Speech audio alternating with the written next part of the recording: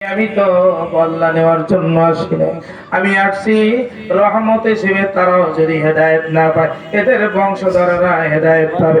আমি হাবিব আজকে এদেরকে মাফ করে দিলাম। এক মাস পরে যখন যায়েদ ইবনে হারেসার হাত ধরে ধরে রাসূল তায়েফ ত্যাগ করতেছেন, তো যায়েদ ইবনে হারেসা বলে, রাসূলের দেখলাম রক্ত মাখা পা, জুতা মানে রক্তে রঞ্জিত, রাসূল অসুস্থ অবস্থায় খড়াই খড়াই এমনি ভাবে আল্লাহ আস্তে আস্তে রাসূল তায়েফ থেকে আল্লাহ রাসূল মক্কার দিকে আসতেছে।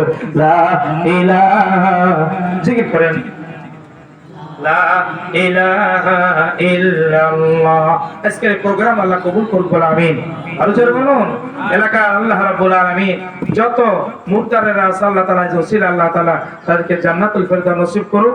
আল্লাহ তাআলা এই সিরাত থেকে যেটা আমরা পেলাম, আল্লাহ তাআলা আমাদেরকে অনুসরণ করে হাবিবের আপনার বন্ধু হয়ে কবরে যাওয়ার তৌফিক দান করুক। আরেকটা